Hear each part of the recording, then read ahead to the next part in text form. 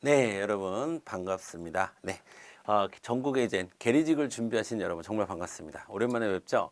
자, 오늘은 제가 왜 이 자리에 섰냐면요. 우리가 우편 및 금융상식에서 핵심적인 내용만 먼저 여러분들에게 좀 소개를 해드리려고 합니다. 물론 기초라고 생각해도 좋은데 기초인가 동시에 핵심적인 내용입니다. 그러니까 시험에 반드시 출제되는 그리고 잘 바뀌지 않는 내용이다라고 여러분이 생각하시면 좋겠습니다. 자, 지금서부터 우리 우편 및 금융상식에서 여러분이 이제 계리직 시험을 준비를 딱 시작하실 때, 저런 정도 내용을 내가 공부를 해야 되는 거구나.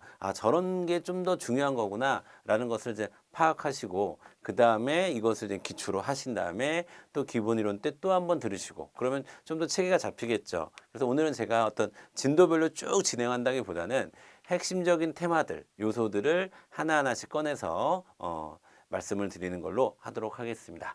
자, 첫 번째 주제로 한번 넘어가 볼까요?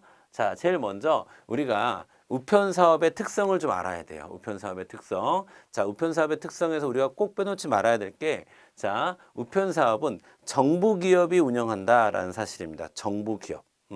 자, 말 자체가 좀 안 맞다는 생각이 좀 들어야 돼요, 여러분. 정부는 공공성을 위해서 존재하는 사회 공동체 전체를 위해서 존재하는 기구라고 한다면 기업이라는 것은 이윤 극대화를 추구하는 조직입니다.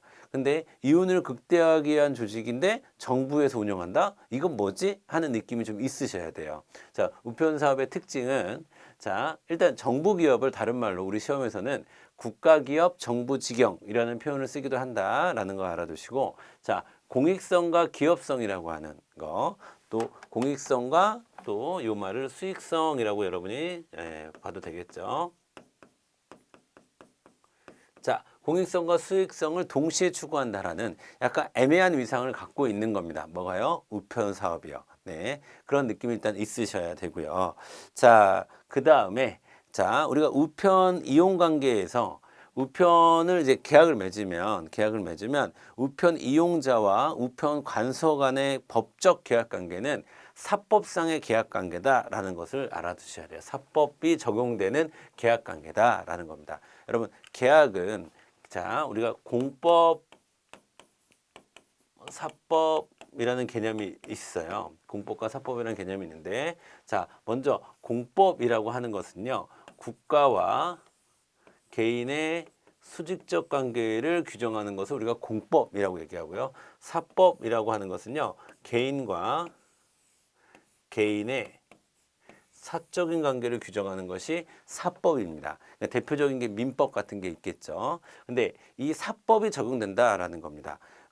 정부 기업에서 하는 거긴 하지만 그 계약 관계의 본질은 사법상의 계약 관계로 이해를 하고 있다. 하지만 물론 한쪽 일방이 국가이기 때문에 또 공익성을 추구하는 측면이 있기 때문에 다소 권위적인 면은 있다. 단 권위적인 측면은 있다.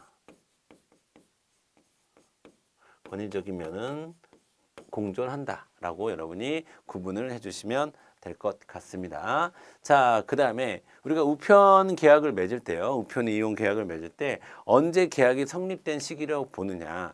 이것이 뭐 아주 이런 것까지 우리가 따져야 되나라고 여러분이 생각하실 수 있겠지만 이게 법적 분쟁으로 들어가면 언제 계약 관계가 성립되었는지 그 시기가 굉장히 중요한 화두가 될 수 있습니다. 그래서 자, 그 계약 성립 시기로 세 가지 경우의 수를 두고 있는데 첫 번째는 창구에서 자, 이거 우편 좀 보내주세요 하고 접수한 때는 그 창구에서 접수한 때 접수.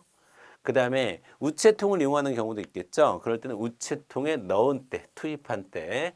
그 다음에 세 번째로는 방문 및 집배원 접수를 통해서 자, 할 때는 집배원이 영수증을 교부했을 때 비로소 우편의 이용 계약이 성립되는 시기다라는 거 세 가지 경우에 성립되는 시기를 구분해서 여러분이 정리해 두시면 되겠습니다. 자, 그 다음에 우편 사업의 특징 중에 하나가 서신 독점권이라는 게 있습니다. 서신 독점권.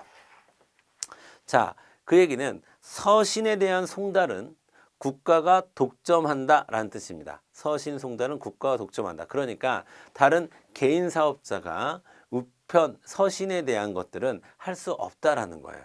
서신에 대한 송달 업무를 할 수 없다라는 뜻입니다.